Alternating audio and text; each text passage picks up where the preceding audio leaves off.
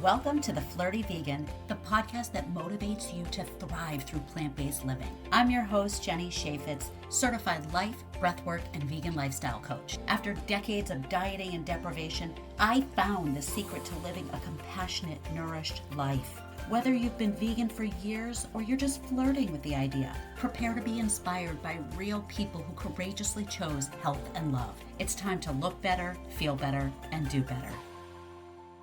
Hey everyone, welcome to a special Earth Day celebration podcast episode of The Flirty Vegan. My name is Jenny Chaffetz. I am your host, and I'm also a certified life, breathwork, and vegan lifestyle coach. If you're anything like me, Earth Day is one of those holidays that falls very far under the radar. I remember hearing about it as a kid and thinking it was a day to focus on picking up trash and thinking of ways to reduce pollution. But otherwise, it just floated past my consciousness. And now that I'm a vegan and I recognize the impact, the massive, massive impact that the food system has on climate, air quality, natural resources, this planet as a whole, Earth Day means more. It actually is a holiday that deserves celebration. So I'm super excited to share my conversation with an amazing young entrepreneur named Rachel Domb.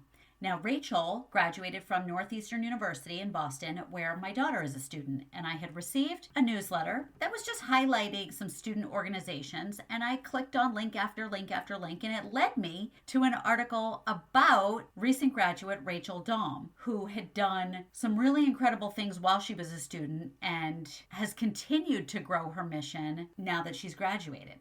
And I just knew I had to get her on this show. Rachel Domb is the founder of Rooted Living, a plant-based snack company redefining the wasteful and unhealthy packaged food industry with healthy plant-based snacks packaged in 100% biodegradable packaging. A recent Northeastern University graduate in the sustainable business of food, she's on a mission to build a plastic-free pantry and create food that's better for both people and the planet.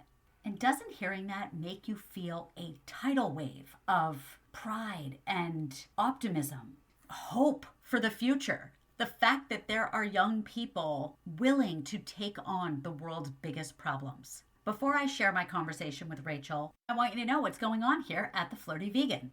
My goal, my mission, my calling in life is to spread the beautiful word of veganism. Now, I recognize that the word vegan on its own can be very triggering. It conjures up restrictive and militant opinions about food and clothing and how we should be living our lives. And I'd like you to just set that aside for a moment and consider something different. Me, Jenny, at The Flirty Vegan, my dream is to live in a world where everyone is thriving, doing their best for this planet, for Mother Earth, and at the same time, taking care of their individual vessels.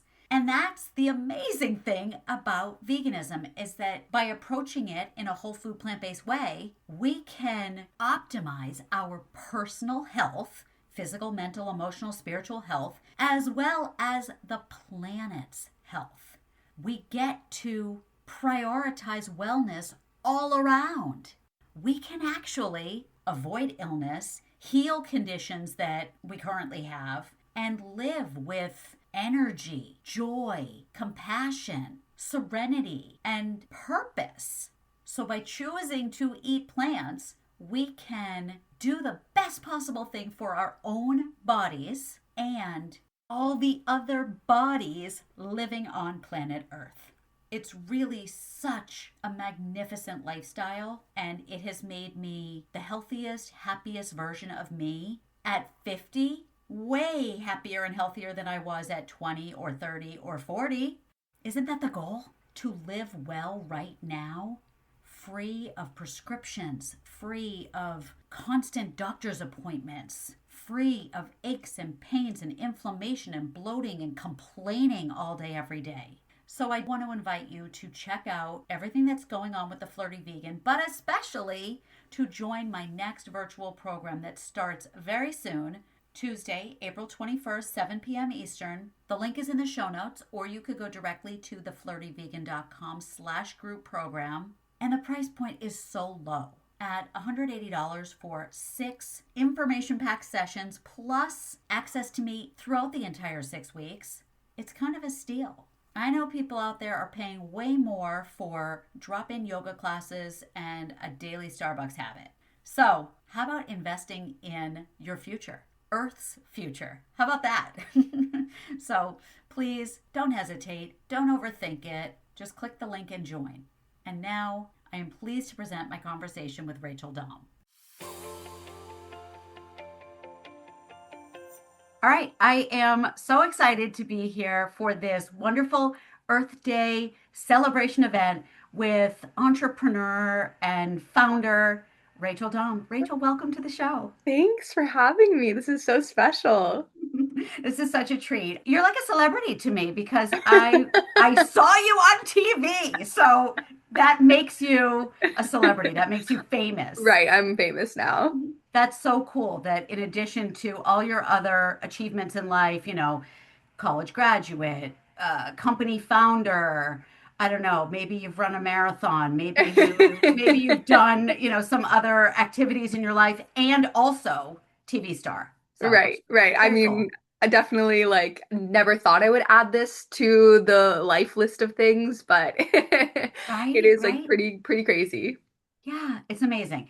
And what the reason I say that's amazing is because that's how I got to learn about you. It was Yeah. just another avenue of education for me. Yeah, So, I know. I mean, that was the reason that I took the opportunity initially. I'd never it's same thing with starting a business. I never intended to start a business. I never intended to go on TV. And I think a lot of us probably have preconceived notions on what reality TV is, and I totally did as well. And so it was never on the cards of something that I wanted to even do, but when the opportunity did present itself, I knew it would be the best way of getting my mission in the eyes of many more people than I could by myself.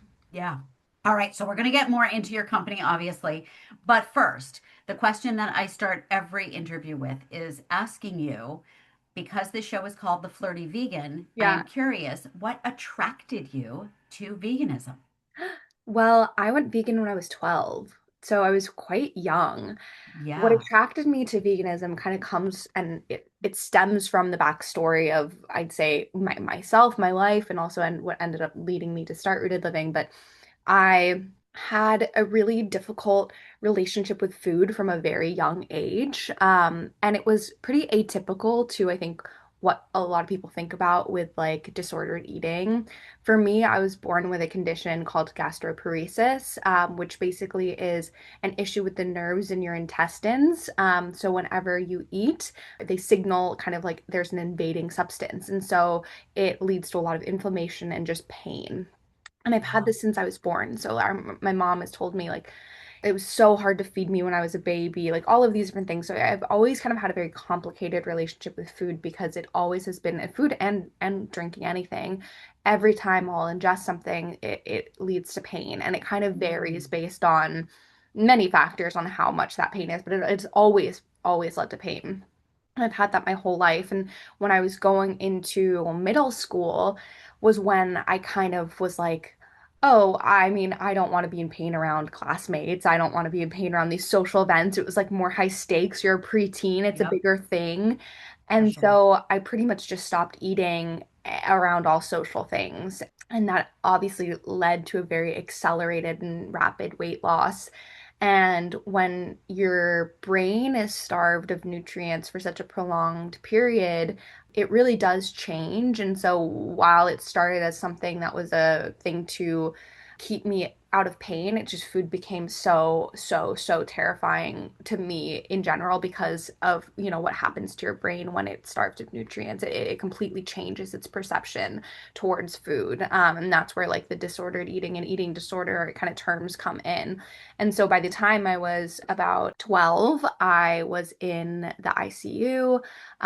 My heart was stopping every time I would fall asleep. And I started to have really, I was really I remember so well, like being in those nights, and my parents didn't know like if my heart would continue after I was being woken up in the night, when it would stop. And I was so young when this was all happening. And so I didn't really understand what was happening to me. I was just kind of constantly scared, and I was going through such a Mm. hard mental time. And eventually, like as I started over the next year to recover beyond that, part of what really led to me choosing veganism and what made that become so interesting to me was that food was something then that was far beyond just me and providing nutrients for me. What I loved about it is that it brought empowerment to food again. And I then could eat, and I was like, I'm making such a huge impact through the choices that I'm making. And it's not even about the things that I'm consuming and what they're doing to me, and environmental impact, impact on animals. Like, it just became something that then opened my eyes to our food system way beyond just the benefits of what it can do to fuel a human body.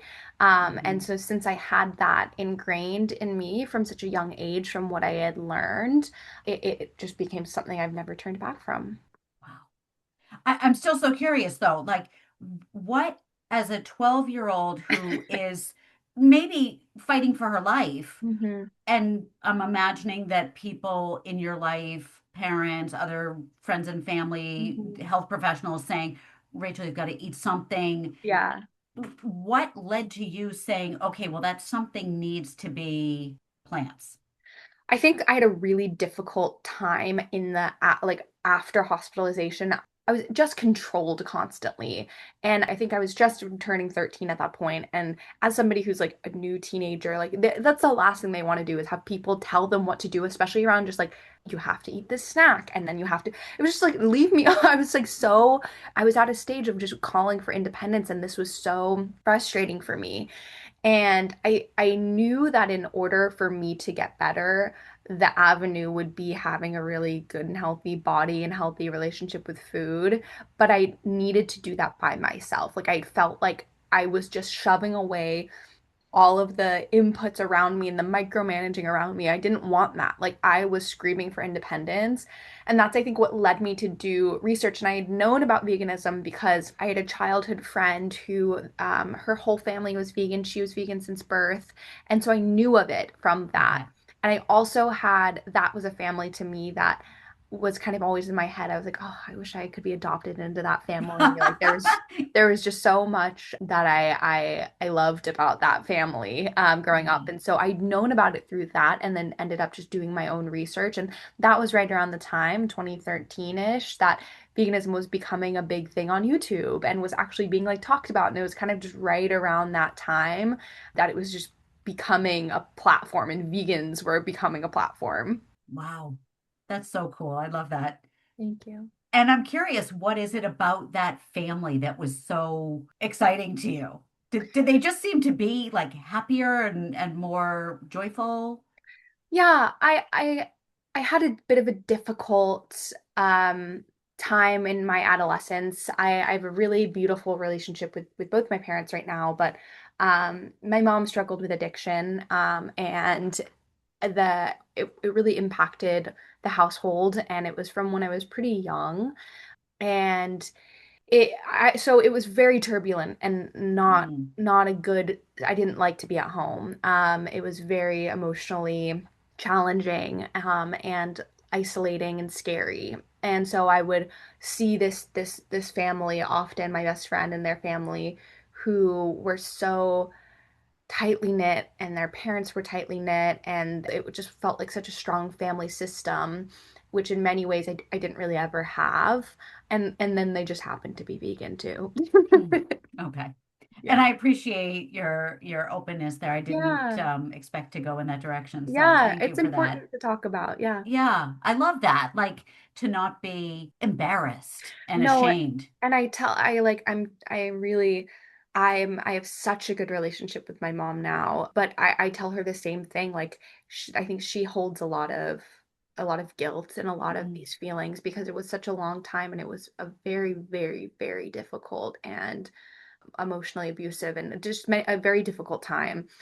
But I tell her the same thing. There's no reason to hold shame now. Like there's so much that has happened already that is kind of over, and like I'm kind of ready to move forward. And also just addiction is very complicated. Yeah. And it's just our stories are complex Yeah, and they are. layered, and it's interesting to, with age, no matter what age, I don't mean you have to be my age, but Yeah.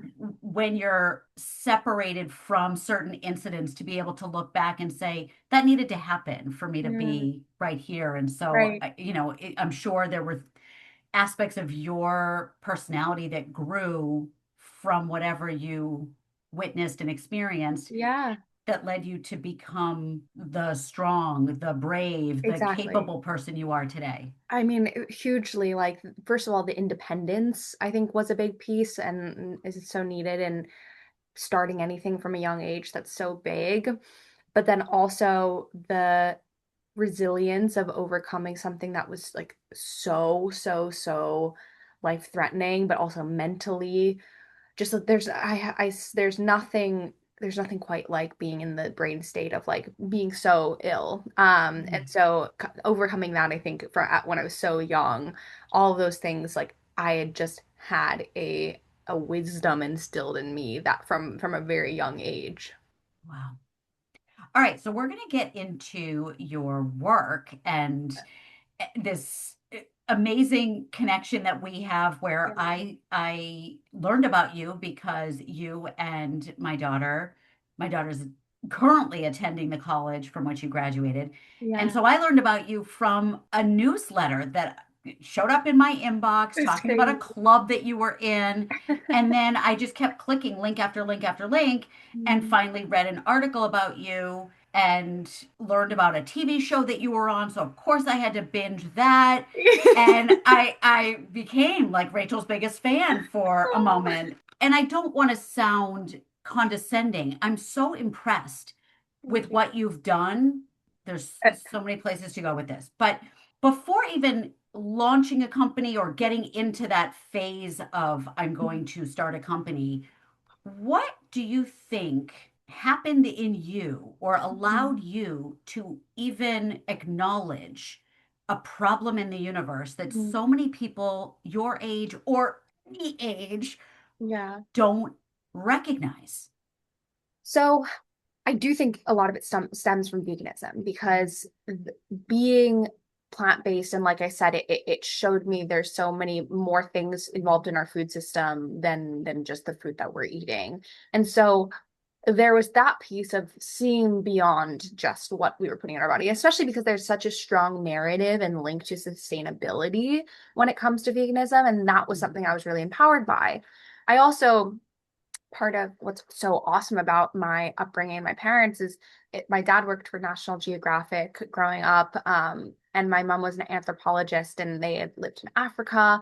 And so sustainability and like our environment, even though like it's one of those things that you don't realize until you're much older, you're like, oh, my parents had an influence over like what I care about. And How interesting. right. I'm like, whoa, I didn't like piece that together. But that I'm sure was a part of it, as well as my own sort of revelations when it came to food, our food system and the environment. But at around that same time that I had gone plant-based, I also decided to take up running in a competitive way in high school. And it was linked for sure. I wanted to be able to have control over my body. It was definitely part of the same thing. I wanted to feel like I was embodied and had autonomy over my own body. And running was a hugely therapeutic and just empowering way that I could have that.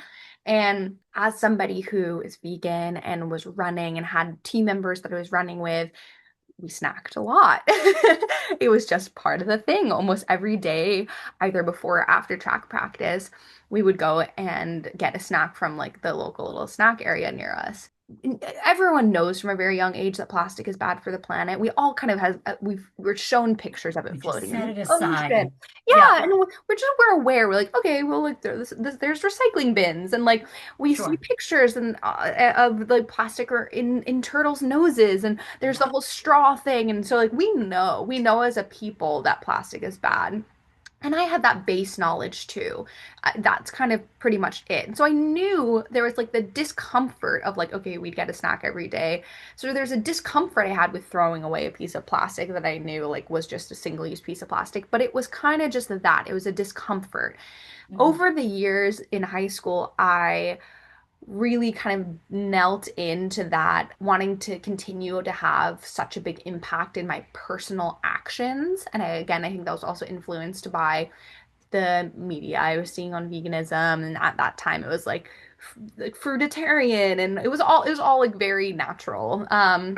And so I decided to start making my own snacks because they were also able to be a lot healthier than what I could buy in the supermarket. And especially at that time in like 2014, 2015, there wasn't a lot of like options and except a lot of highly processed things. And Yeah. so I would start making my own bars, granola, like things like that. And I would put them in like little reusable things and I would bring them to school. And that was great. I was like, awesome, I solved the problem. I was like, Yeah. great. It's a self-solution. Starts with one. I know, I pat myself on my back. I was like, I literally fixed it. And That's so good. yeah, and like Yep, I'm done. I was like, I did it. I'm so sustainable. But there is this like deeper discomfort of like, oh, like my friends are still all like, getting in these snacks and there's Right, you're still so much. seeing trash bins like Yeah, I'm overflowing. like, wait, this is like still happening actually. And so it was my senior year of high school. I ended up kind of self-developing this class, this environmental like class, because we could do an independent study basically. And I Okay. and I Yep. decided to do that on our basically our food system, our plant-based food system and sustainability. And I did this calculation. I remember it was part of one of the papers that I did. It was so interested. So I did this calculation of like if all the girls on my girls track team all got a snack every single day throughout our high school track career, we would have wasted over 15,000 pieces of plastic. Just the tiny, by the way, we were like a tiny girls track team. Yep. Yep. Tiny. This was a tiny like winter, it was tiny. And just us, just the girls track. And I was like, that is so incredible. Because then you think about, okay, what about the guys track team included in that? Mhm. Or then like the football team or these other teams or the people who don't even do sports or Right. everybody who snacks in the United like it was like this Right, right, right. Yep. it was like I yeah. Yeah, I heard you say that in another interview, and I globbed onto it and told my girlfriend that I walk dogs with the Yeah. next day. I said, "Oh my God, I got to tell you." So that I told her all about you in general. I'm interviewing this Yes. girl. I said, and I heard her say this thing about discovering how much trash her little track team Yeah. uses. And as I'm telling my friend, she's filling in the gaps that you just mentioned. She's like, Yeah. "Oh my God!" And her team is so small. And what about the boys' team? And what about the other sports? And what about the rest of the school? And what about the school down the street? And it was like, Exactly. "Oh my God, that I is was a like, wild amount of trash and for nobody's one talking small." about it. And Yeah, just through this one singular thing. It's not even to right. think about through, trash bags or straws or other. It's like just through snack, like that's just through a snack wrapper that we buy. So it's like, okay, this is totally a problem. And that Yeah. I think was when I discovered the problem. It was then the kind of like intersection of we don't have access to really like truly healthy packaged foods, but also the Mhm. packaged foods that we buy, no matter what we do, are negatively impacting the planet. And so that's when I realized there was a problem. Ah. That is so amazing. I love that moment, and I can, kind of jetpack myself into Yeah. that moment and be with you. And Yeah. I'm like celebrating this eureka moment where you were like, "Oh my God, that's so much trash." Yeah, it was bad. And I'm going to do something about it.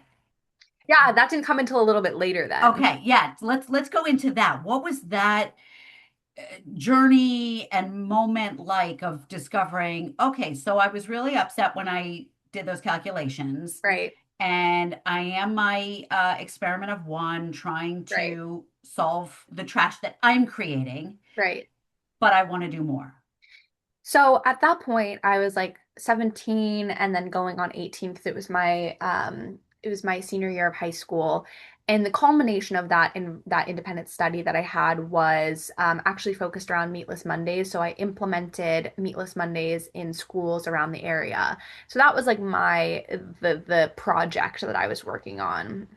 So that's kind of where all my focus was going to. That I was still making my own things. And in fact, at that point, probably like halfway through high school, I had brought out a very secret food blog that I told absolutely nobody about because like it was not cool to have a food blog. And like in high school, you just kind of do what you can to fit in and do what's cool. And it was definitely not cool to have a vegan food blog. So I had this it was kind of just to document my own recipes because I loved cooking at that point, and my family's not vegan, and so I was kind of my own only source of sustenance.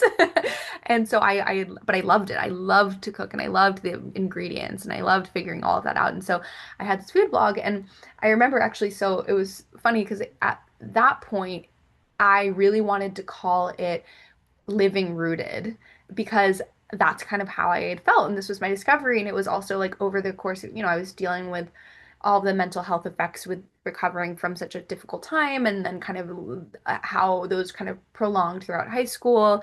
And so I had taken up, must have been about 15 or 16, I had started meditating and kind of doing what I could on my own in my own kind of silo by myself to live in a rooted way through all the kind of crazy things. And so I wanted to call it Living Rooted, but it was taken. So I remember like I was sitting in my living room and I was like talking about this with my brother, and he was like, just swap it around, call it Rooted Living. I was like, that doesn't make sense. I was like, that doesn't make sense. Rooted Living doesn't really make sense, but it was available. So I got that as my URL. And that is where I started to kind of put my secret recipes on.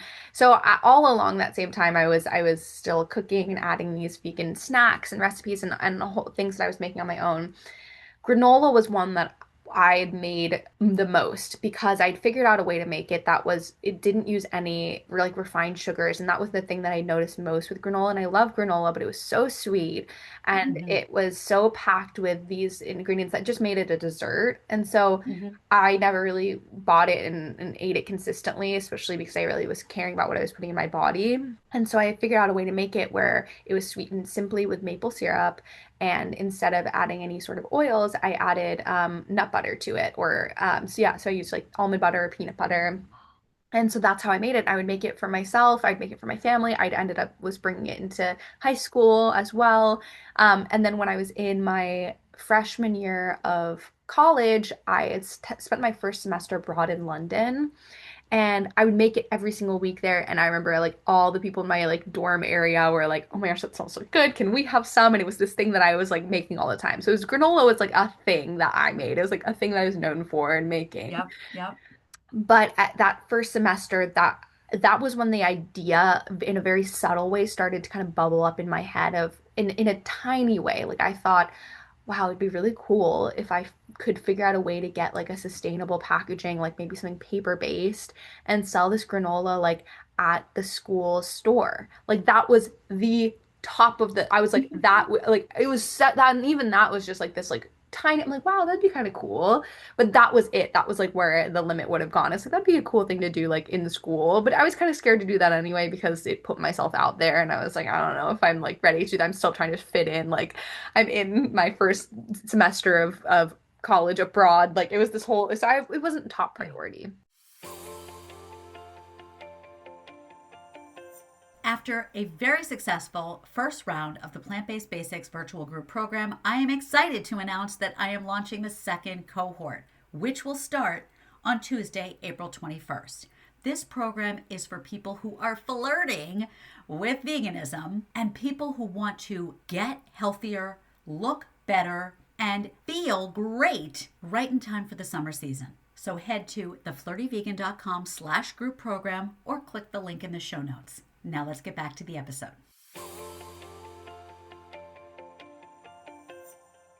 And then I got back from London and I had a little context on London. I was born right outside of London and my whole family lives in London.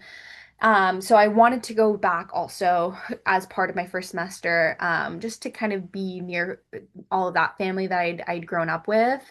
And I had an interesting time on my semester abroad. I think everybody sort of thinks that semesters abroad are very like crazy and exciting.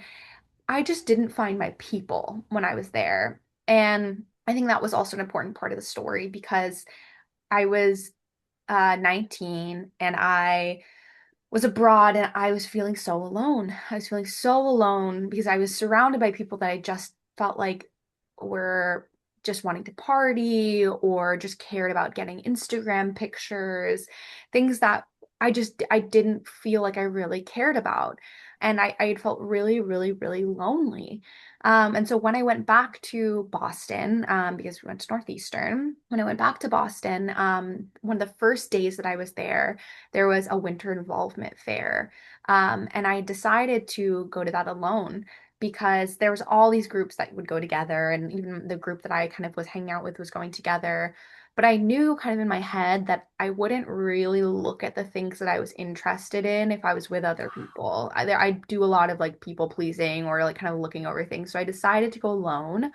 Oh, And I went to the Winter Involvement Fair and I took my time. I went to kind of all the different booths that I thought I was interested in. And I had stumbled across this one called Wise. And I didn't at that time even know what that stood for, but there was these two really excited people at the booth and they were like, come over, like come in, like learn about our club. And I was like, okay. And like, 'cause they were so lovely and so warm. And so I'd come in, I was so attracted by that. And they're like, this is WISE. We're the Women's Interdisciplinary Society of Entrepreneurship. And we help people just take the things that they're really passionate about and grow them. And I was like, whoa, that's so cool. Like, there was a graphic designer that was there, and there was like just these different people and different resources for people who had these creative projects that wanted support on growing them. And I had no idea that's like what business could be. Like, because I was not a business major at all. I was going to say, were you in the School of Business at all? I was studying psychology at that point. I really Okay. was interested in working in special needs child psychology because I had worked at the Special Olympics in high school, and that was just like something I was really passionate about. So I thought I was going to go into that space, but I didn't know anything about entrepreneurship or business or anything. And so I think if it was just the like, I wouldn't have walked over to the business club, but it was Right. something about the way that this was communicated to me that made it like, oh yeah, that's exactly what I'm looking for. And with this little inkling of this project that I had at the back of my head. I decided, I remember calling my dad that night. I remember sitting on like my elevated bed in my college dorm room, calling my dad, being like, I found this really cool club. They have this program that you can apply to.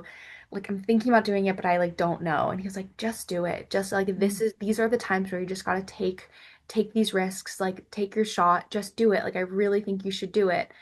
And I was like, okay, I guess I'll do it. The application closed tonight. And so I did it and I submitted it. And I ended up getting into one of the, basically one of the little like things that they had going on in that club in Wise. And it was a program where every Monday night you would go and they would teach you the fundamentals, the hard and the soft skills of business and entrepreneurship, which was incredible because I knew nothing about it. And so that's kind of what that was the starting point that I was finally like in this room with people who, one, they believed in me before I even believed in me with everything and anything. Like they were anything that I was like, maybe I can like have that in the school, like the store. Oh, sure. Like I know this contact. Like that would be, yeah, here, and let me get you a kitchen space. It was just like, not, it wasn't even like it was like, whoa, like, okay. Like, so these things that were so big to me became so attainable and achievable, which allowed me to then expand my Yes. perception of the things that I Yes. could achieve. And so that was the very starting point of when this idea that I had at the back of my head became something that I actually started to work on in a more meaningful way. Oh my God, that is so good. There's so many pieces of that that I know. I It's kind of want to crazy. burst open. I love what your dad said to you. That's just like Yeah. kudos to him. Shout out He's to the the best. dad Oh, he's for the best. being, yep, supportive in every way. Yes. And okay, let's see. So I know you walked over to this booth that had you said it the E is entrepreneur, right? Yeah. Okay. Did you have any influence or inspiration as a child? I mean, you said your parents were in National Geographic and anthropology. Was there was there any kind of entrepreneurial spirit that you witnessed as a kid? No, nothing. Nothing. That's why I never was drawn to business because in my head when I thought of the business, I think I don't know if I even knew at that point that entrepreneurship and business were the same thing. I just like was so uninformed about the space. But when I thought about that, I would just think about like men in suits, like doing financial Yeah. projections. And like that did not at all seem fun to me, who was a very Oh, creative girl and yeah. like was very passionate and driven about like inequality. And like that did not seem like a world I wanted to be in. So no, I didn't really have any specific entrepreneurship influence in my life growing up. And both of my kids are in college, they're in business schools, and it seems like the majority of parents I know, their kids are studying business. If it's not Mhm. business, then it's another one of those targeted fields Right. like engineering or Yeah. nursing or teaching. Yeah. Okay.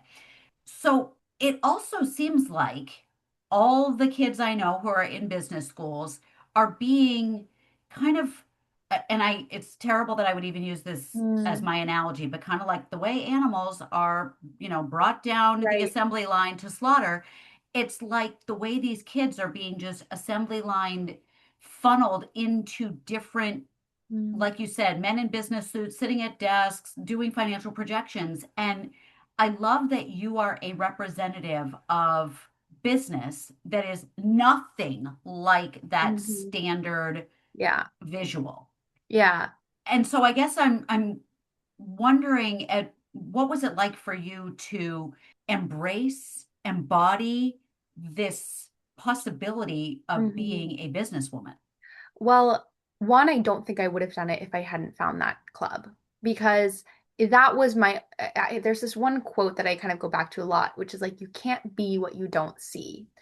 And I saw around me just like creativity bursting everywhere and representations of myself and the multifaceted kind of just like parts of being a woman and this like sisterhood that was not about a sorority, but it was a sisterhood of being passionate. And I think being passionate about something for my whole life was something that was kind of like not accepted because you just wanted to fit in. You didn't want to have the thing that you were like, unless it was like fit into like the standard sports route or whatever. Like to have something that you were so passionate about that you were doing on your own was like not something that was really socially accepted or championed until I'd seen it there. And like that's who I was deep down. But it was then all of a sudden like socially accepted and embraced and empowered. Like I was so cool for having this thing that I was working on. It was like this shift. And so I think that one, I would not have ended up in doing what I'm doing if I wasn't for finding that organization, which is like honestly such a huge piece of my story. Two, I really did battle a lot in the early stages. And honestly, for the first 4 or so years of running a business with what that would look like, just basically ingrained stereotypes or ingrained kind of things that I sh thought I should be doing, how I should be working. Everyone around me when I got into the broader business clubs was like, oh, they were grinding all night and they didn't sleep and they were like making apps and they were like all these things. I'm like, oh my God, should I be doing that? Like, I'm doing truly, it wrong. I Yep. was like, oh my God, like I'm not, I can't do it right. And this was another thing, like I just did an interview with the financial company Chime and Mm. where I like wrote a story to my younger self and I was kind of reflecting upon not only have I always been more creative, but I've also had learning disabilities my whole life that I had always equated to me being less smart. So I've been dyslexic, I have ADHD, these things that kind of I always before, and I was not diagnosed with those things until high school. And so I had always thought that I was just, that I got things slower and I wasn't Mm. able to perform at the speeds that other people were doing. And so that limiting belief crept in a lot in those early stages that like I'm not as highly performing. I don't have the stamina. I can't make I don't understand these projections. Like I don't understand how to do this. Like all of the parts of business that scared me so much that then I would like kind of learned that I needed to do. really scared me off for a while. And it was when I learned the concept of what a limiting belief is, that really helped me work through that and work through my identity issues within entrepreneurship. Because essentially, a limiting belief, like we all have kind of probably heard of that phrase, but it's something that we truly believe is true about ourselves that limits our success. And often these things are not true because most things in life that we decide are true, like it's up to ourselves of whether things are actually Yeah. true or not. Like it's very rare that there's a hard factual thing, especially when they're conceptual around our ability to do something. And so I learned about that and how much these beliefs that were ingrained in me from such a young age, from when I think back to myself being in like first grade and not being able to like be the one who would read aloud, or like in fourth grade when like I couldn't keep track of all of my homework things in my backpack and I was so embarrassed, and like all just throughout these points in my life, like these beliefs that I had that were so deeply ingrained of like, oh, my brother is so highly achieving. He gets A's in everything. It's so easy for him. Like, I'm just not the smart one. I'm just not the smart one. Mhm. It's just these things like that were deeply ingrained, or like, I don't actually feel like comfortable to speak out because I don't want attention brought to me. That was a deeply ingrained thing through high school and trying to fit in. Like, it was a safety mechanism. Like, there's many instances of these, even having the preconceived notion about what business is in terms of imagining businessmen and the suits and the financial projections. That itself is a limiting belief. These Mhm. beliefs are these conceptions that I had that were halting me from actually stepping into the spaces that I wanted to be in. And so it took both like being in the space of other people, like women, seeing what I wanted to be, but also understanding the concept of limiting beliefs and really doing a lot of that inner work in demystifying that. And that was a lot of personal inner work. Wow. You speak like someone who is so much older. It's amazing. Like your maturity and your understanding of these concepts is fascinating. And I'd love to dig into that just a little bit more because I am in that hippy dippy spiritual meditation, limiting beliefs, excavation work, inner child, all of that stuff, which I don't often hear from women your age. Yeah. So when you talk about doing the work, can you say a little bit more about what that work has looked like for you to Mm. get to a place where you could identify moments in time that this is where that caused that belief, and Mm. that explains why I thought that and did that and chose that and Yeah. avoided that. What was that like? So I think that again, bringing back having gone through something so difficult at an early age, 12 and 13, a big way that I healed from that, because I mean, listen, my dad was a huge support system for me at that time. But when you're really recovering from something that's so yourself, like you're the thing that you're recovering from in a way, there was so much interpersonal work that I needed to do. And so from around that age, I mean, from when I was little, I've been journaling, but it really picked up like journaling and meditating around that time. And I remember even at that age, at like 13, because I was struggling so much that I would wake up almost every single day, and I did this for like a year at like 5 a.m. and I would go on an hour-long walk as the sun would come up without any technology. I would think, I would meditate, I would just walk. And I was so young. I was like so Yes. young. Oh my God. You had a morning routine before it was trending. No, and now I don't. Now my morning routine is like a mess. I like think about that so much, about like how I like busted my fumes too early. No, no, But no. anyway, like, so I think I've always known the power of that and needed that. That has been a safety that from things like running, working out, meditating, journaling, like these have been things that have been really points of stability and safety in navigating what was a really overwhelming and scary world and scary experiences, from at home to recovering from my own things to like, so it's always kind of a tool that I used.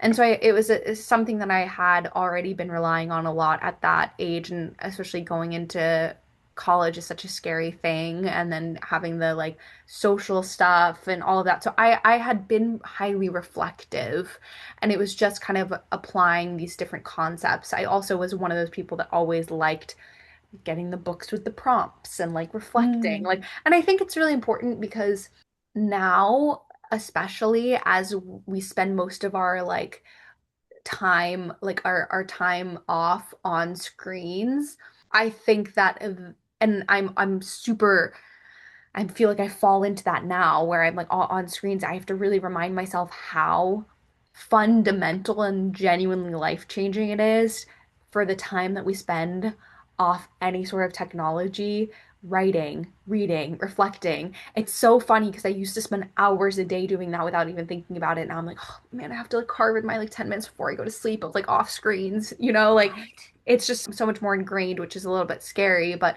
I think that that was the reason why I was so inclined. I'd been doing it for so long. I so love that about you, and it's amazing.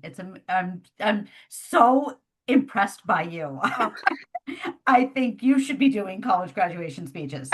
Uh, One day maybe. yeah, it should be this day. So let's just bring in the celebration here of Earth Day. What does celebrating Earth Day mean to you?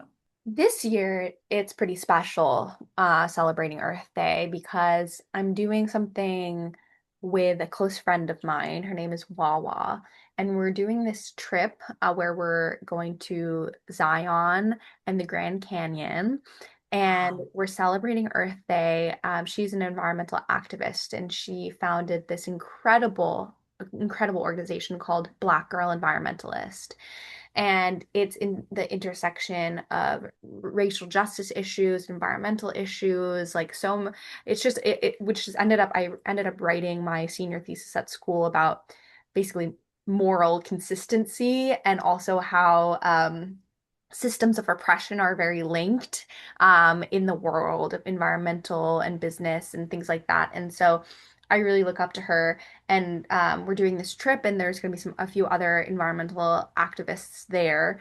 And we're going to be both using this as a time to really reflect on the intersection of all these issues, but also just like sometimes enjoyment of nature itself is an act of resistance. So we'll be spending time doing a bit of both of reflecting of what we can do and how we can create change, and just also enjoying being in some of the most amazing places and healing in nature. I think that I think back a lot to whenever I'm hiking. Something popped into my head when I was hiking like a few years ago. I was living in Boston, as I am. I was living in Boston, but it was like my second year there. And living in a city is hard. You have not a ton of access to nature. And so I remember like just feeling the need to escape. And so I took this Uber ride like 20 minutes away, found this place that was like a nature reservation. And it was like it was like in late fall, but I just needed it so bad. And I was like walking in the woods, and I was like, the cool thing about nature is that we work so hard as humans to like heal, especially I think in this day and age where we're like, how do I heal through journaling? How do I heal through all of these different modalities? When you're in nature, you like don't have to try. Like it does it for you. Like literally you just let everything go, and you're like, by the time I leave, we'll be healed.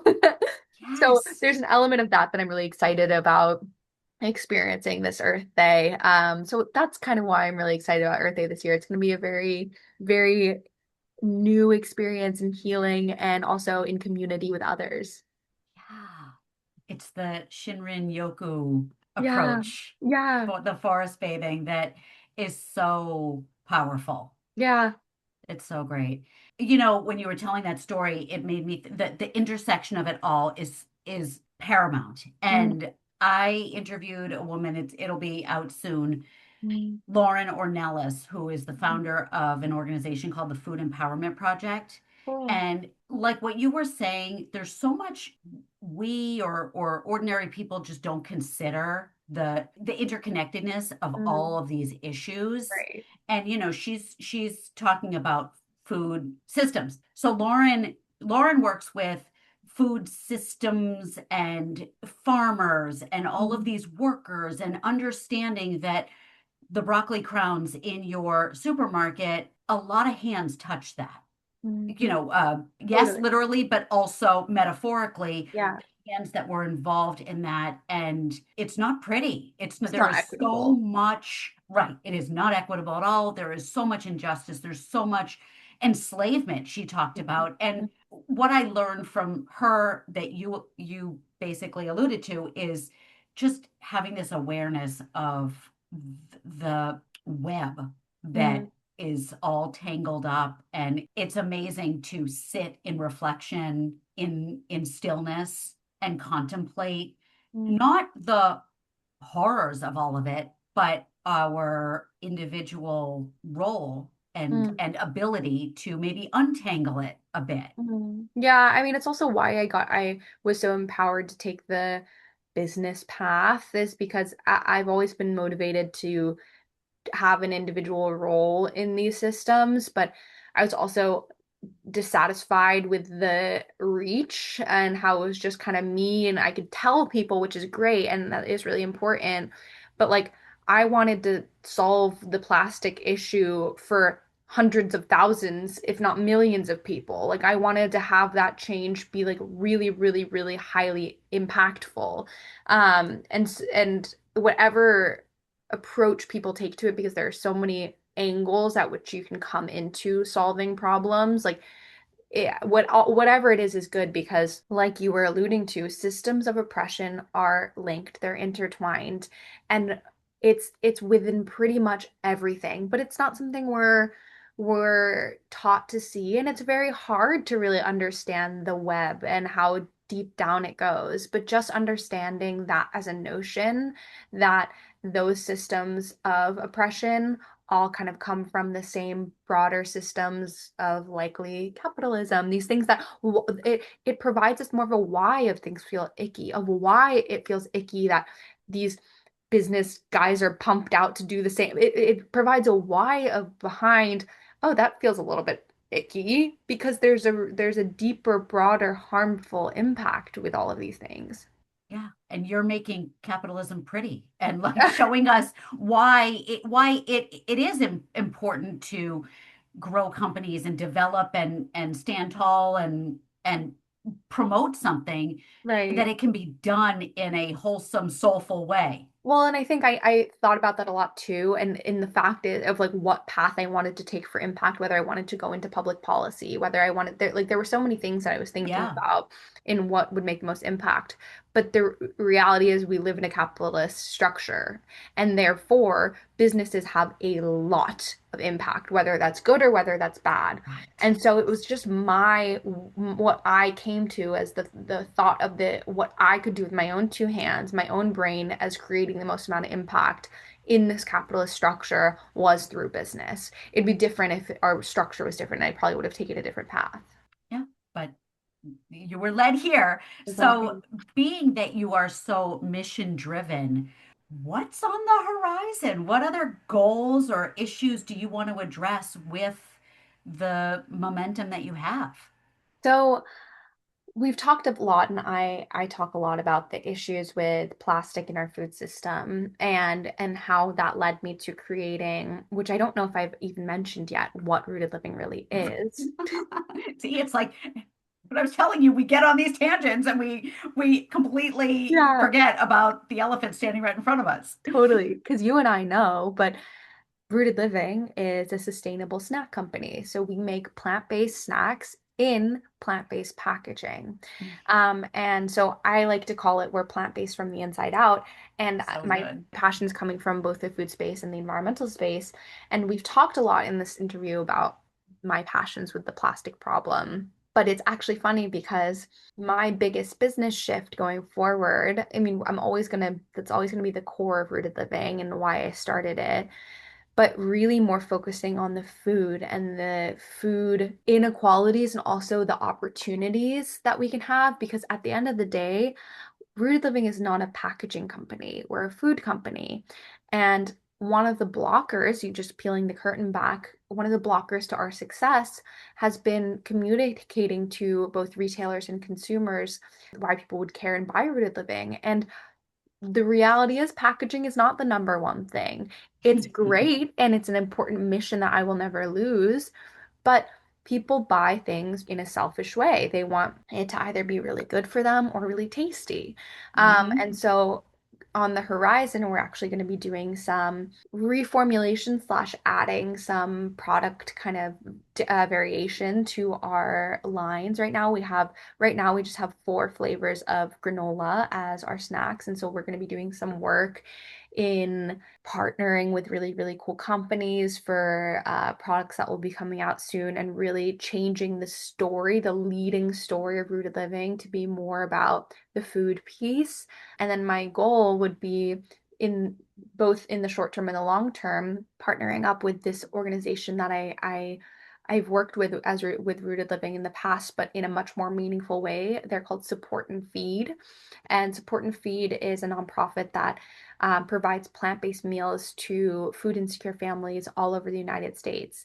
And so we've worked with them in the past, but I really envision a much bigger partnership where it's part of our system that either a bag for a bag gets, given to Support and Feed, or 10% of our proceeds is given to Support and Feed to fighting food insecurity through plant-based meals. So what's on the horizon for us is a continuation of our mission with plastic. That will always be everything that I care about, and solving this issue with plastic, but also re-honing in on the food part and getting people really as excited as they are about what we're doing with our packaging as with the food itself. And so we're going to be doing a lot of building in public in the next few months. You're actually like the only person that I've told so far about this new project. And Yay! so all of your audience will be probably, if we haven't launched it yet on social media, will be the first to know, but we'll be building in public a lot and relying a lot on our followers to help us decide our next steps. So we'll be doing a lot of fun stuff on social media over the next few months, and that's some of the big stuff that we'll be working on. That's so good. It'll be fun. And I love how you hit on the plant-based and the food insecurity link, Yeah, because it's so obvious to people like you and me yeah, who, and not that I'm in the same space as you, but in the same yeah, headspace as you, totally. that we have a food insecurity problem in this world Yeah, because of the food system. And if we changed the food system literally from the ground up, yeah, from the roots. literally, then we wouldn't have the starvation and malnutrition problem, and the cost and all of the health, all of the manifestations Right. of food problems that exist. Yeah, exactly.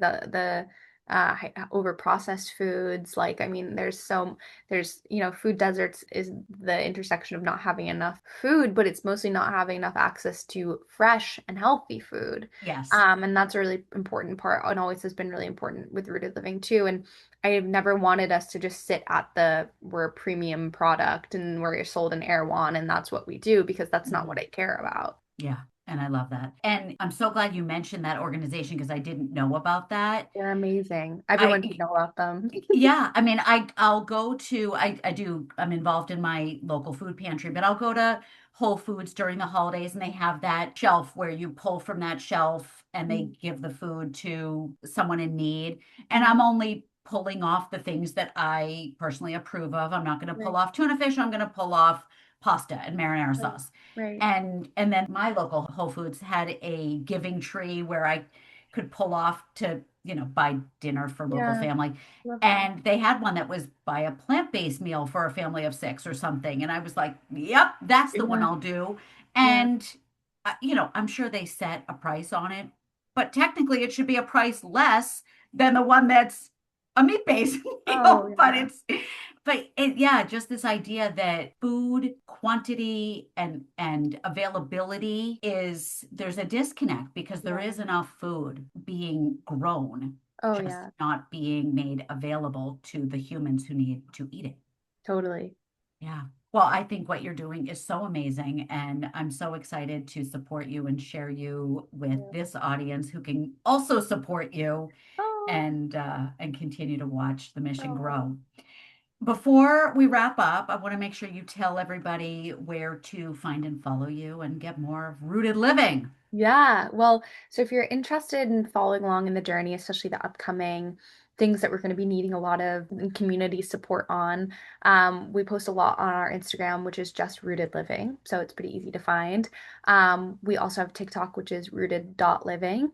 And then our website is rootedliving.shop. We'll also be doing a lot of kind of like exclusive launches and stuff on there. So keep an eye out. I really recommend subscribing. It will come up as a pop-up, but subscribing to our newsletter because we send all of our information there first, at least a week before everybody else. And sometimes exclusive opportunities like to get on taste testing lists and things like that. So definitely following along with that. And then that's pretty much where we are. It's amazing. Is your brother like hounding you for some sort of cut of profits since he named the company? He like hasn't even watched the show yet. So Okay, and for the audience, the show we're referencing oh yeah. is Rachel. Yes, it's called 60 Day Hustle. It's on Amazon Prime. It's out now, and it's a show that just came out a few weeks ago that I competed on in the spring, and it's where 20 entrepreneurs come on, and they all have their own businesses and their business ideas, and they compete against each other, kind of like in a mix between Shark Tank and Survivor. Oh my God, that's what I tell people. Yes, it's I've like never, I did not hear anyone else say that, but that is no how way. I described it to people. It is. It literally like that's exactly that. It's like that is And the maybe trial that's that was so born. obvious to everyone who watches it that they're like, Right. Jenny, you're not that brilliant for coming up with Well, it's that. like what's a Duh. business show? Shark Tank. What's a competitor thing like Survivor? And so like it literally is structured like that where Yes. people get voted off every single week, and so it's a fight to being the last one standing, and the last one standing on the show wins $100,000. And so, but going through that process and being in each of the challenges provides you incredible growth, like incredible visibility. Like, I mean, spoiler alert, like on episode I think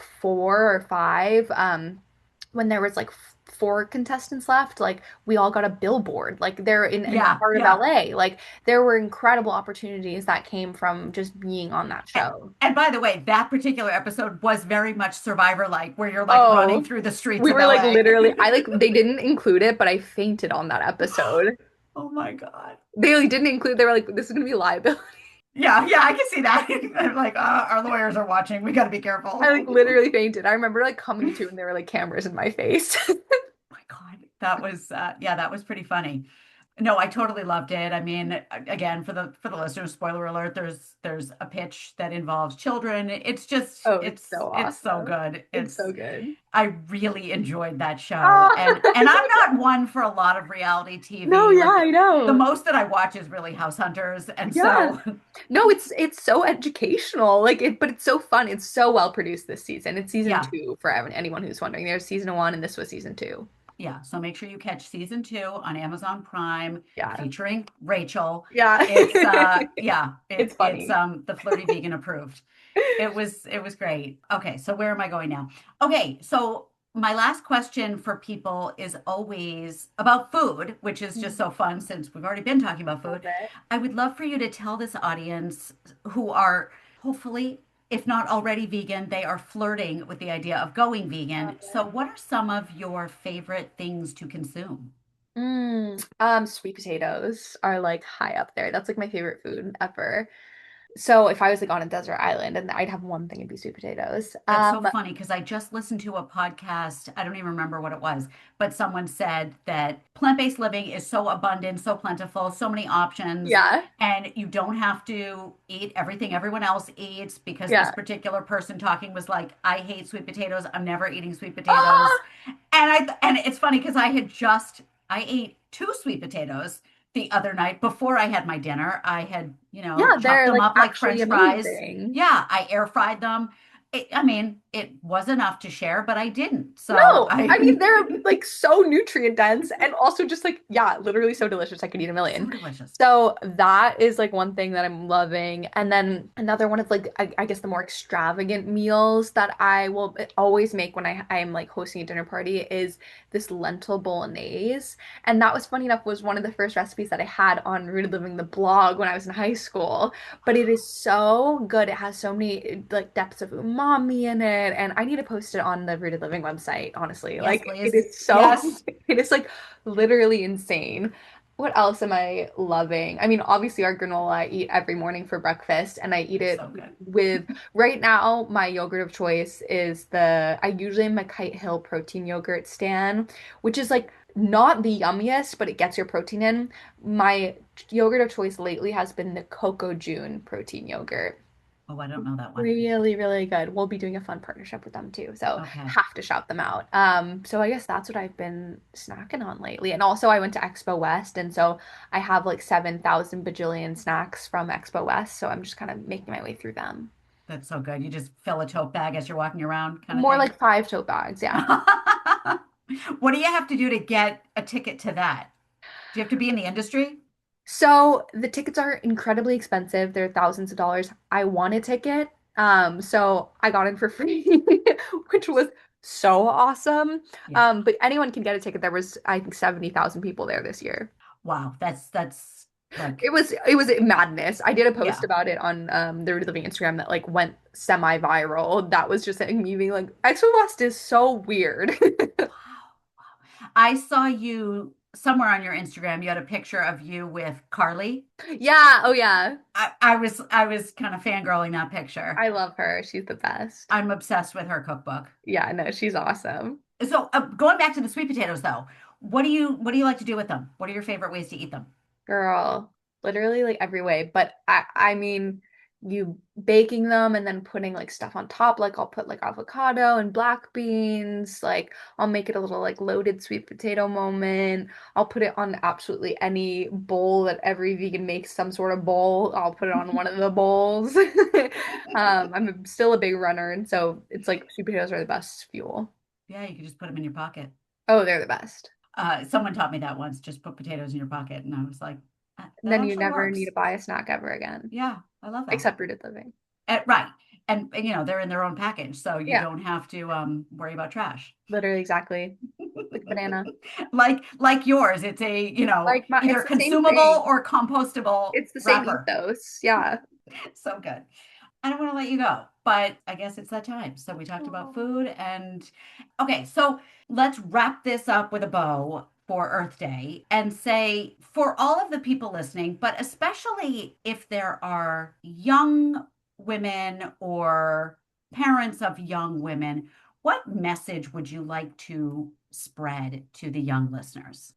That I think change, and especially around if you are somebody who wants to make change when it comes to environmental things, it can't come from a place of pressure and negativity in the way that we're like, oh, stop using AI because it's going to do this, or stop using this because it's going to like that place of negativity and messaging, like just leads us all to be paralyzed and scared.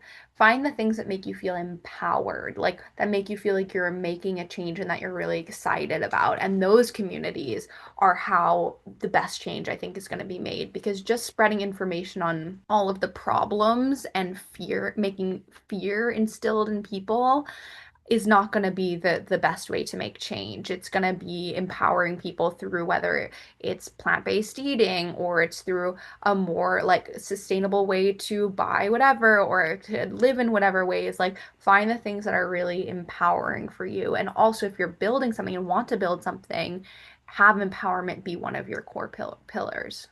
So good. Rachel, this has been so delightful. You are wise beyond your years and wise from being in wise and Yeah, just all the maybe things. wise is the message of the day. But I want to wish you a very happy Earth Day, a wonderful trip celebrating Earth Day, and I'm so glad we could spread this message of sustainability and empowerment together. Me too. It was an honor. Thank you for thinking of me and thank you for reaching out. It really means a lot. How cool is Rachel Domb? If there was any part of you that thought the Gen Z generation was simply going to sit on their behinds, play video games, and scroll TikTok, then you're sorely mistaken, because there are people out there like Rachel who are mission driven and doing the work. And it's so exciting to watch them and be able to support them. Now, let me get into the juicy bits from this conversation with Rachel. Number one, veganism brings empowerment back to food because our food choices have impact. Number two, veganism allows us to see other problems in the system beyond just the food. There's sustainability and oppression. Number three, no matter what snack we buy, it is negatively impacting the planet. Number four, choose to live in a rooted way. With veganism, movement, writing, meditating, there are so many ways to feel grounded.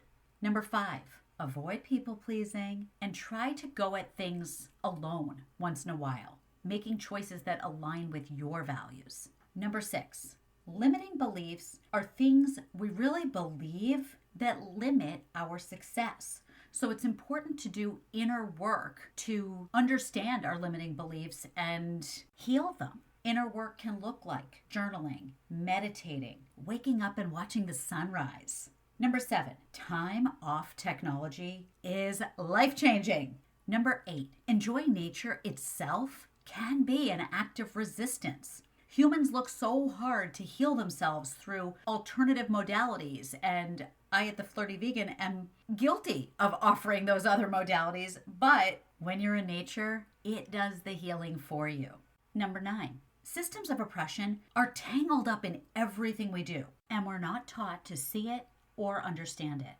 Number 10, there are some amazing organizations that you need to check out. Support and Feed, Black Girl Environmentalist, and of course, Rooted Living. So make sure to follow Rachel and help her move the company forward. And also check out 60 Day Hustle on Amazon Prime Season 2. It is so binge-worthy. And finally, number 11, Rachel's favorite foods include sweet potatoes, pretty much any way you can make them, but particularly loaded or in bowls, lentil bolognese, and of course, Rooted Living granola with vegan yogurt, either Kite Hill Protein or Coco June. I hope you loved this conversation, and I hope you'll go out there and support Rachel. And once again, I want to remind you about the upcoming Plant-Based Basics virtual program with The Flirty Vegan. So be sure to head to theflirtyvegan.com/group program so you can start your vegan journey and feel amazing, look great, and do something so impactful for the environment and all living beings. I will see you all right back here in 2 weeks for my conversation with Lauren Ornelas from the Food Empowerment Project, which continues on this theme of food systems and the tangled web of oppression and human rights and capitalism. It's also very interesting, so I hope you'll be here for that conversation. And until then, it is with a heart full of gratitude and a fridge full of veggies that I send you peace, love, and chickpeas. Mwah!